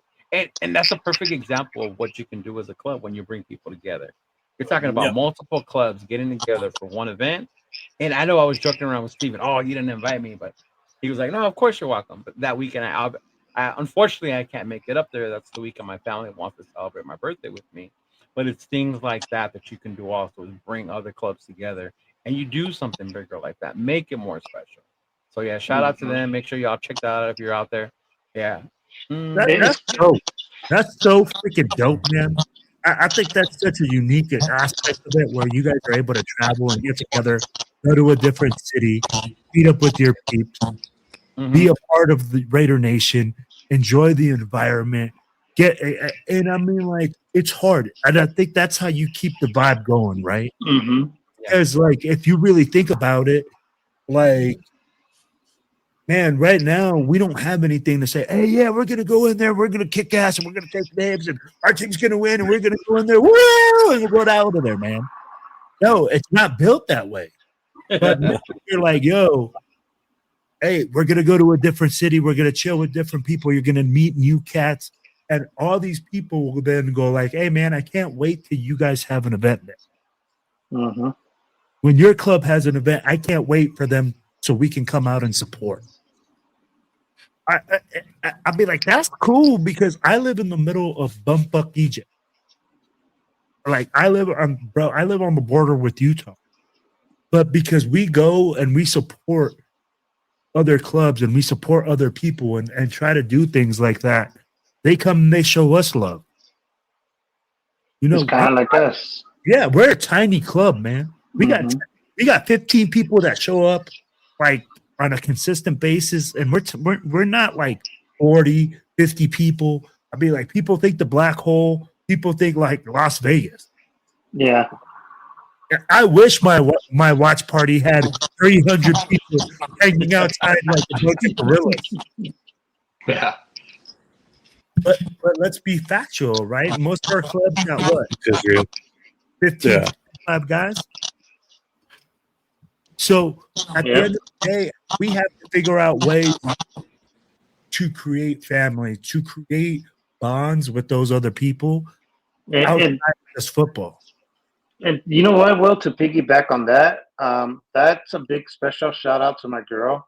She's the one that, you know, does a lot of that stuff. She does a lot of the planning. She's like, hey, kind of like for the bye week. She's like, hey, what should we do for the bye week? She's already trying to plan something with our club members where, you know, we can just do a little kickback. Like, hey, you know, we can do a little barbecue or something that has to do with just our members, you know what I mean? And big shout out to her. You know, she does that for her work. She does a lot of organizing. So it comes natural to her for her to sit there and just be like, you know what, let me plan something just for us members or anybody that wants to come out and just, for example, let's do a bowling night. You know, hey, you know, it's open to all Raider fans or anybody that wants to come out and hang out with us. We're going to be at the bowling alley having, you know, bowling night, something like that. And that's what we do, you know, to keep our members engaged. And, you know, obviously we treat them like all like family. We hit them up here and there like, hey, how's it going? You know, how's this going for you guys? You know, how you guys doing?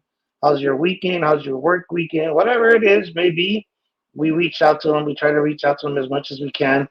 You know what I mean? I know most of our members work during the day, and you know they probably don't jump on until later on that night. So that's when they're like, okay, well, you know, they're like I said, they're on, and you know that's when we hit them up like, oh, you know, how was your day? Stuff like that. But like I said, big shout out to her. You know, she plans all that stuff for us, like, you know, events like a blood drive that we have coming up as well. She planned all that. Oh, nice. I like that. Yeah, this big watch party. Obviously, it was between me, her, and my VP.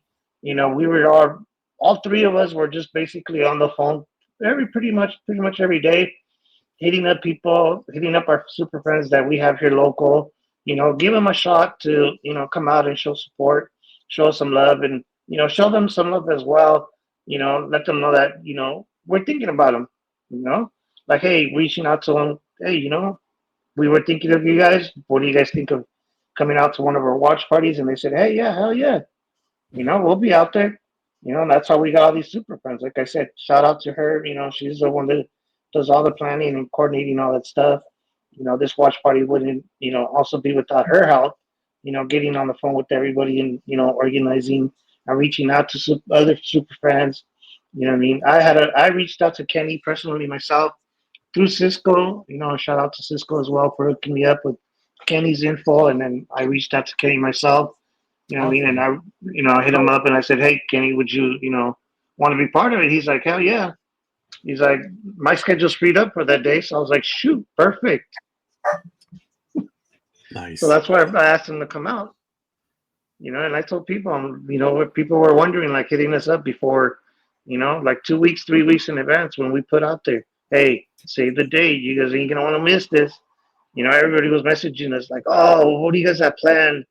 Oh, give me a secret. Let me know. You know, we're just like, hey, you got to stay tuned. We can't let the cat out of the bag yet. You know? We're like, that's true. That's true. You guys got to stay tuned. A lot of things this year. I saw that you guys had the Modelo guy. I mean, like, can you do a little commercial and everything? I was like, yeah, that commercial was funny. I saw that. Yeah. You know what? That was the owner's idea. He was, you know, it wasn't even scripted. Like, we didn't even, you know, sit there and like plan it. Like, oh, okay, this is how we're gonna do it. You know what I mean? Like, he was just like kind of like on the fly. He was just like, hey, you and your VP come out, talk about this, a watch party, and then he's over there talking to somebody else, and then you guys shout him out, and then we bring him over here, and then we welcome inside. I was just like, okay, like I said, it was just a quick thing. We didn't even rehearse it, nothing. It was just he just told us how to, the lines and how to do it and how to say it, and we just did it, and it came out good.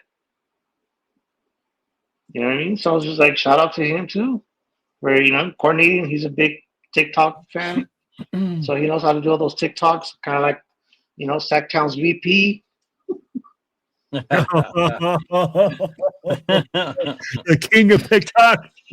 Real. Hey, Sacktown Raider Mike, make sure you and Jack Kenner check out Shenanigans for that watch party. That's right in your neighborhood. So. Yep. Yeah, it's close to them. Well, closer to them. Yeah. Yeah. Yeah.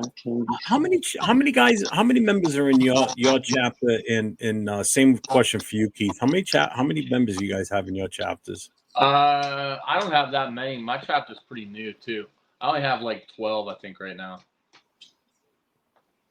Okay. So I think I have about the same numbers. Yeah. Yeah. Which ain't bad. I mean, for just starting, I guess. But I got a couple people in the hop, we'll say, that hopefully join up here soon. So yeah. So doing things like that, that really helps, spread the word. Yeah. A lot of people, they just don't know that you do these things. Do you guys? Yeah. How long you got? How old are your chapters? Like, I know Keith, you said yours is fairly new. Is it like a year or two? Or? Yeah, not even a year, I don't think. We're going on to 4 years. Okay. Do you guys do anything during the off season? I mean, I know technically there's no off season with the Raiders, but I mean, like once the actual NFL season's over and you're not doing watch parties, do you guys do anything to keep your members engaged during that time? Yes, I do. Yeah, I do. We try to get involved a lot with the community. Okay. You know what I mean? I tell them, I'm like, hey, there's no off season. Just because football's over, it's just we got community work to do. Yep. There's a lot of stuff that we can do for the community. Get us out there. And that's why I asked. Just, I mean, again, it's just my experience with the Booster Club for so long. We always did after season activities, like we do a bowling tournament, we do mini golf, we have I think everybody does a summer barbecue before the season starts. We do stuff like that. We'll have a bowling tournament. We'll do something that'll get everybody engaged and keep everybody communicating too. Yep. That's the toughest job as a president of whatever organization, whether it's a Booster Club or a Black Hole chapter, is keeping your members engaged when there's no football to watch. When there's no football to watch, you don't talk as much, but this helps you keep engaged with them and keep showing it, that you're interested in what they've, like Will said, you're interested in what they got going on. And again, it's a chance to help the community too, No doubt. So yeah, that's something that my chapter never did before, but we're going to do that this year. We did have a summer barbecue last year. We're going to definitely do that one again this year. But I want to do some other things with them too. So the Facebook page helps too. That's the other thing. People don't realize it. That's a lot of people have an easier time checking Facebook. Because just about everybody's got Facebook. There's hardly anyone out there that doesn't. Because that's one of the first ones that came around was Facebook, so everybody's got it. So that's an easy way to keep people engaged, especially when you got to make an event too. That's the other easy one to use. Mm-hmm. I think you're right, man. I think you have to keep people engaged in the way that we do. No choice. You have to look at it as we take a little break right after the Super Bowl because we always watch the Super Bowl together, do stuff like that. We'll take a little break and then we go into like the draft. The draft is the next big event. So we'll have something for the draft. And then we have our summer barbecue where we hold things together. And if somebody has a birthday or if somebody's kid has a birthday, we try to get together for those events, right? And you always have to have something to get people engaged in the summer and have people doing things. I'll be like, it's great to be a fan club during the season, but the season is such a small part of the year. And if you really think about it, man, like if you want people to keep showing up, you want people to come when times are tough, you got to build those relationships. You got to want to make people come. You got to say, hey, man, I'm going to come and hang out because I think those are important things. Oh, shoot. Hold on. Your mic was still muted. Sorry. That's all Go right. ahead. Are any of you guys going to the draft next year? Where's the draft? Where is it at? Pittsburgh? Yeah. Ooh. The draft be in Pittsburgh, and that would really depend on. I think my wife would like to go to that, so stay tuned. All right. Right. I think I would. Well, me and my wife would. She would definitely like to go. Out. My wife just came out the next room to say Pittsburgh. She's like, that sounds like a possibility. Oh, hey, don't worry, Mike's listening to me in the next room. So probably when I get off, she's gonna be like, "Okay, so we're going to Pittsburgh, huh?" Yeah, that's exactly what my wife is gonna say as soon as we jump up. We're going to Pittsburgh. So when are we planning this? What's the movement going? Yeah. I'm sorry, guys. I didn't mean that. Hey, but you know what? I've never been to a draft, so we've never been. I haven't either, and I had party. I haven't either. And that's what kills me is it was in New York. Well, it was in New York City for years, and I never went. And that's only 3 hours away from me. I had friends of mine that always went, and I just never got the opportunity to go. I want to go to one so bad, and I just pulled it up on Google Maps just to see how far of a drive it is from my house to there. It's over 9 hours. It sounds like 9 hours. Sounds like a party, Oscar. What you think? What? Anybody that knows anything about driving on the East Coast, let me ask her. Pennsylvania is one of the worst states to drive through because of construction. I remember this from when I was a kid and we used to drive to Ohio all the time. Driving through Pennsylvania takes forever. That's the worst part because it's such a long-ass state. Most of your driving's in Pennsylvania. So it's 9 hours and 21 minutes, basically. Or I could fly for an hour or two, almost just under 2 hours for $200. I mean, the amount of money I'm going to spend in gas, I don't know. Yeah, man, we'll have to look at Pittsburgh, I guess. I mean, like, I may have to seriously consider that. Accountant. Well, here's the problem I have, though, now is because if I go to the draft, we've got the Raiders coming to New England again, so I got to prepare for that. Then we're also coming to New York to play the Jets. So it's like I know I'm going to be involved in doing something with that with the other clubs and chapters out of New York and Jersey, to do something with that event too. So, so I also have to consider the travel down for that game too. So it's like, better hope I get a shit ton of money back on my tax returns. The only way I go to Pittsburgh is I can wear your wig the whole weekend. I can get you another one.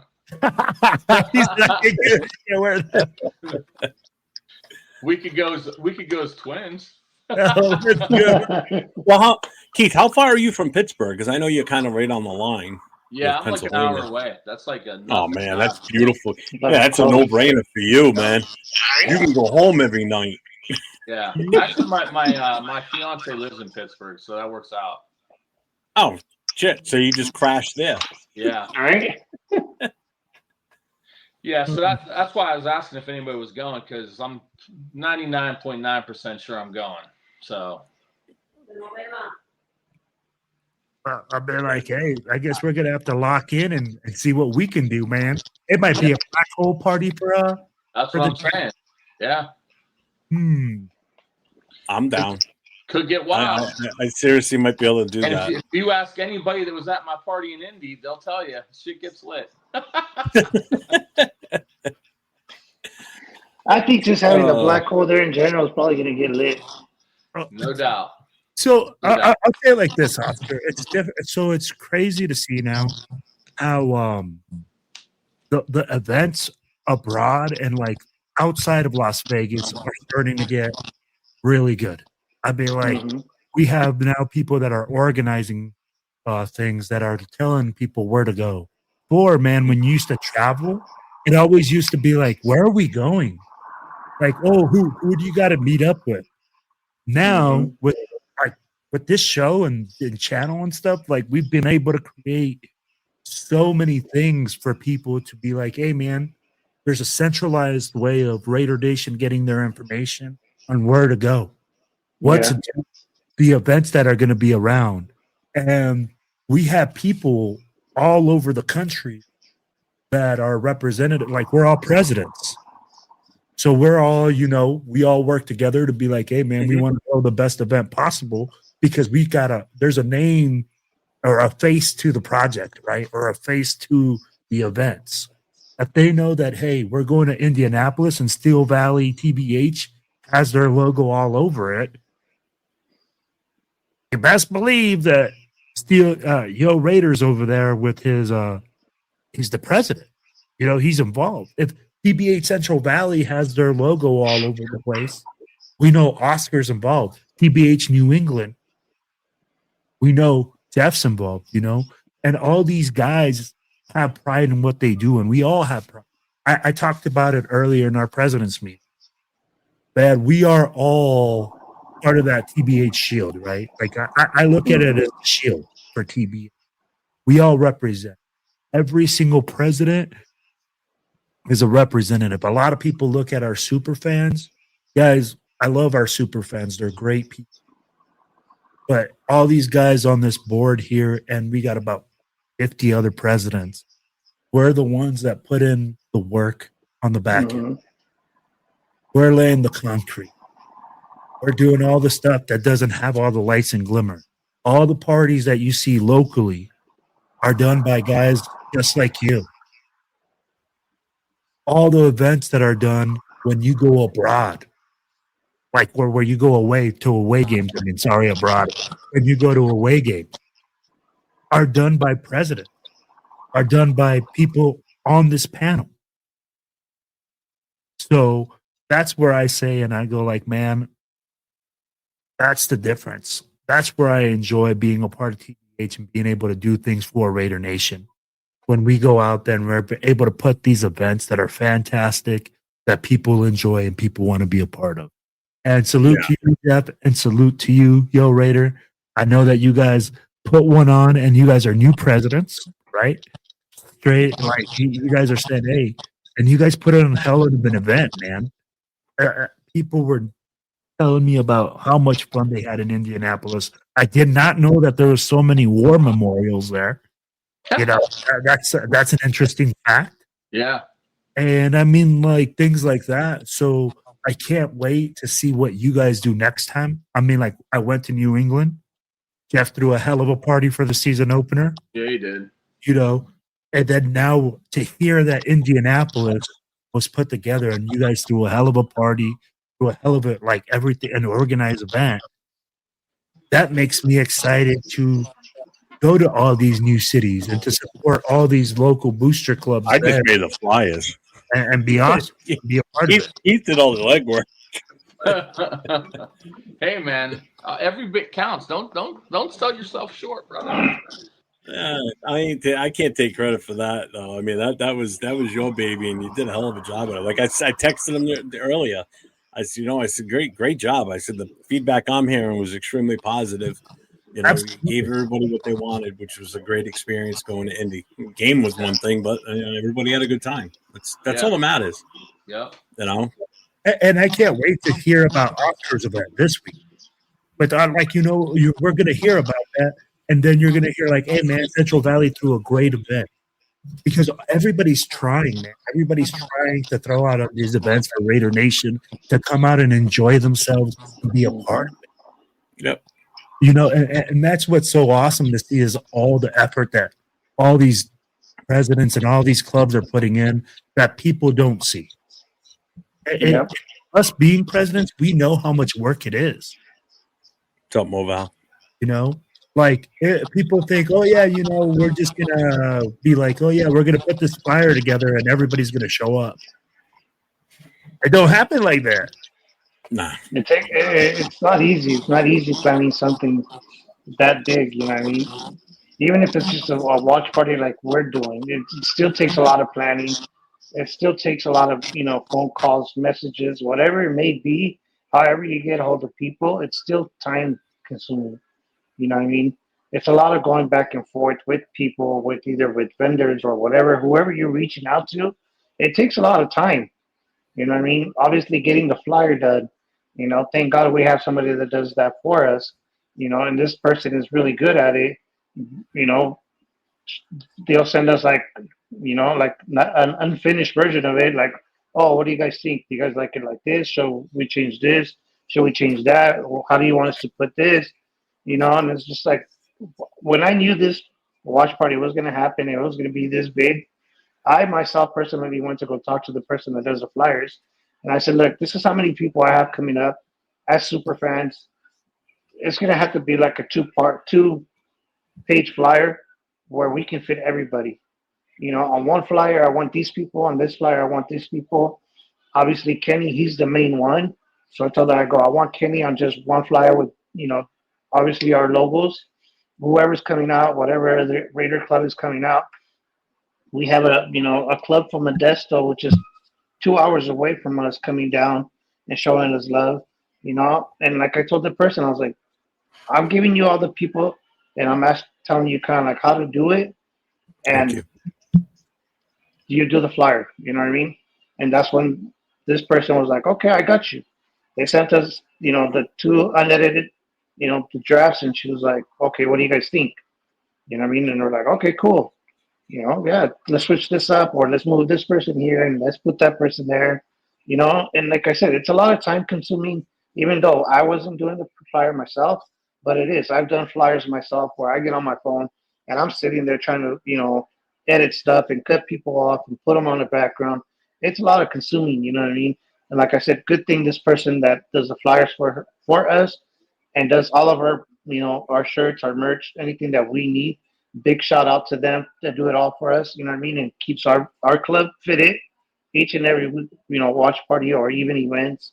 The TBH, the logos for the breast cancer awareness. You know what I mean? I told them, hey, can you guys incorporate pink into our logos, because we like to show support to breast cancer awareness the whole month of October. And they said, okay, yeah, cool. Let me see what I can do.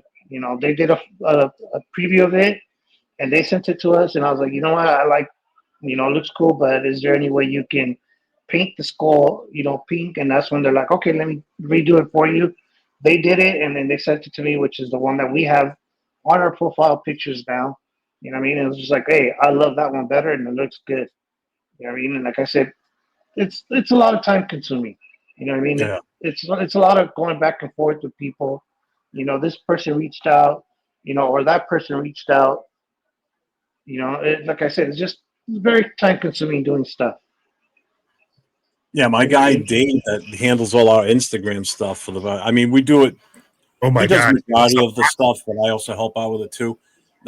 He reached out to him and says, hey, can you get one? He sent them our logo and said, can you do it for us too? And he did, and it looks awesome. I love it. So I've already incorporated that into a few different things that we've been doing. So yeah, it came out great. I love it. It's awesome. Because I even got one of the fundraisers we're gonna do is let me see, where did he put it? I can't even find it. Oh no, here it is. See if I can share this real quick, just so you guys can see what it looks like.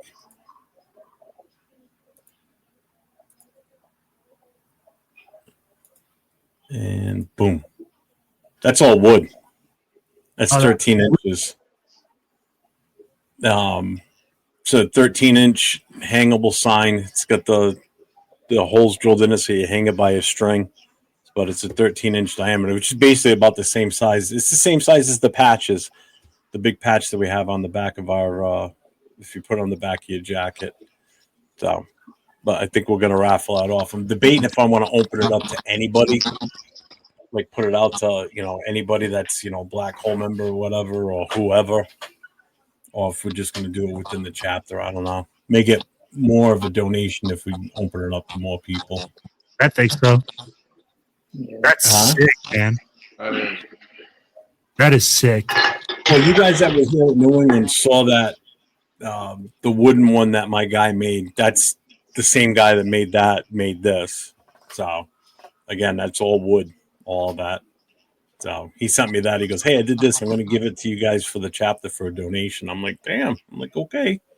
Well, it looks like we're going to fundraise with it then. So we'll not auction it. We'll raffle it off. Hey, how much? I haven't even thought about it. He just sent it to me yesterday. I haven't even figured out what I want to set the ticket at for it. So All right. Well, let me know, man. That thing is sweet. yeah, I will.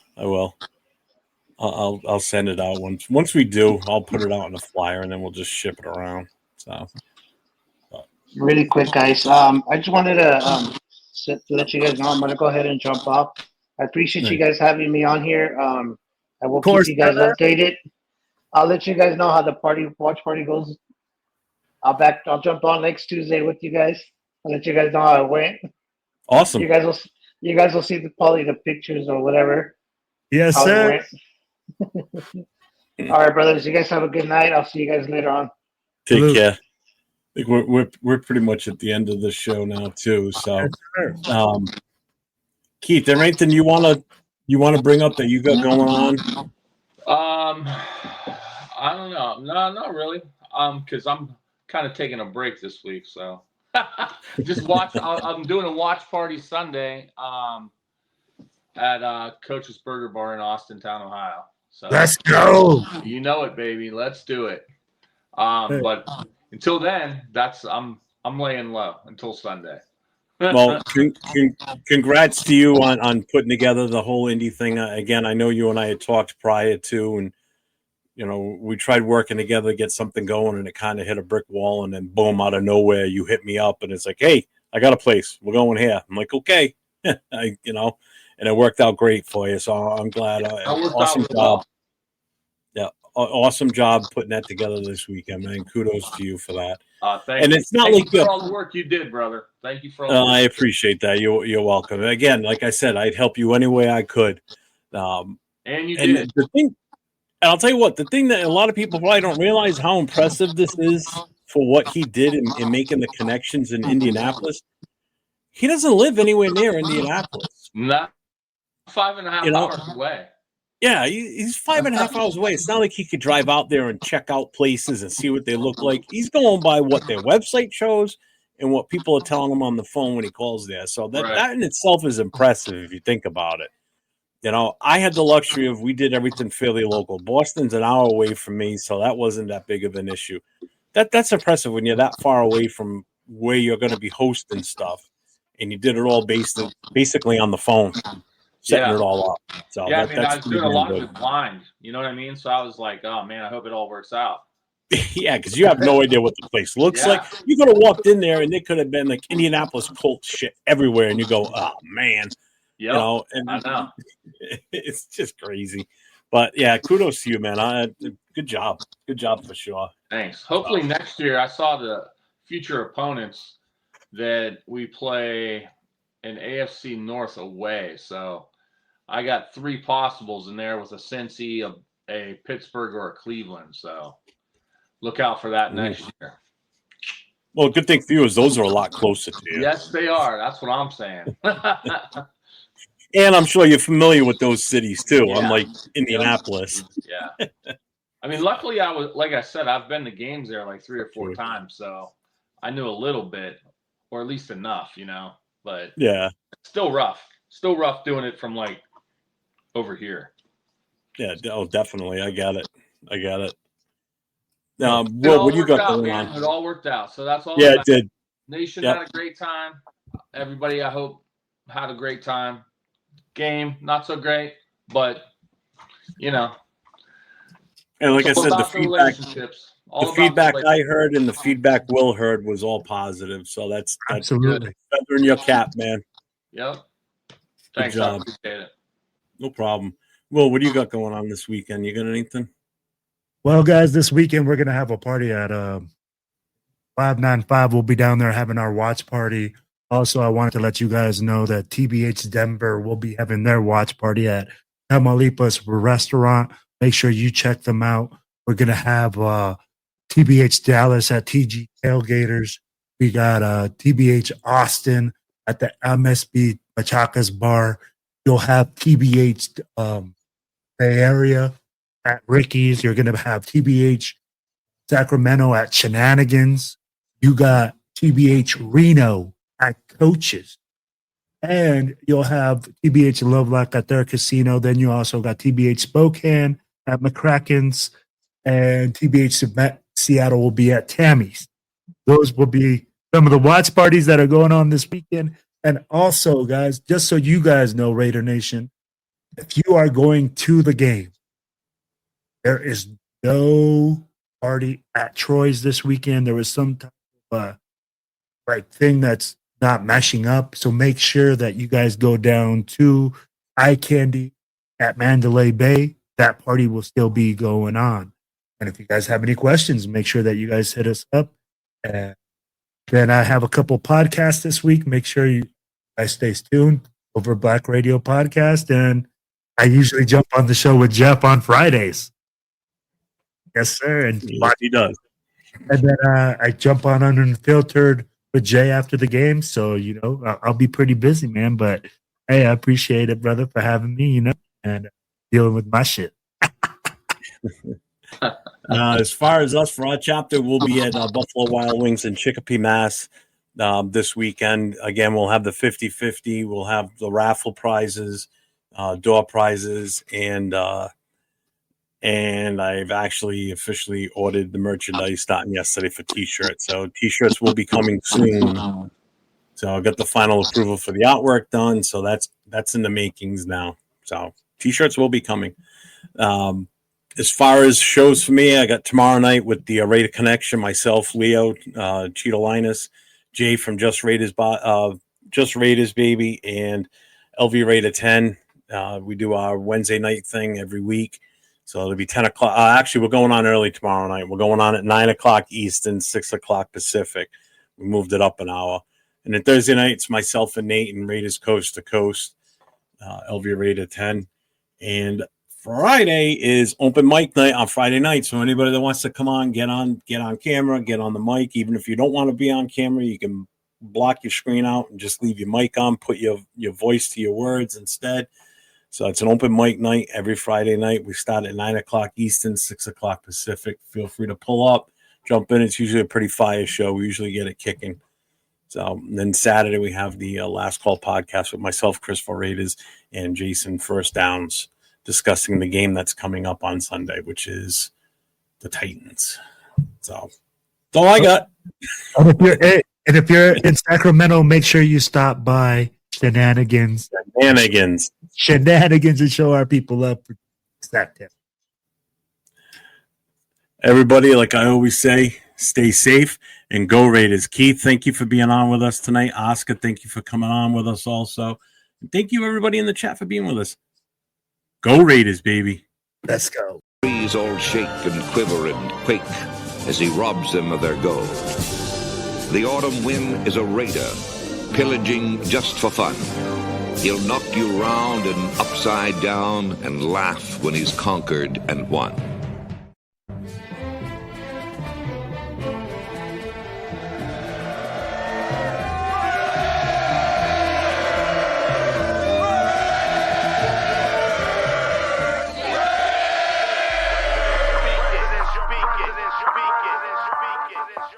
And I approve this message. Oakland Raiders, Oakland Raiders, Oakland Raiders. Just win, baby, win, baby, win, baby. We are the Oakland Raiders, Oakland Raiders, Oakland Raiders. Just win, baby, win, baby, win, baby. Don't need no invitation. We are that Raider Nation. We rock that black and silver. We make them shake and shiver. We make them reconsider.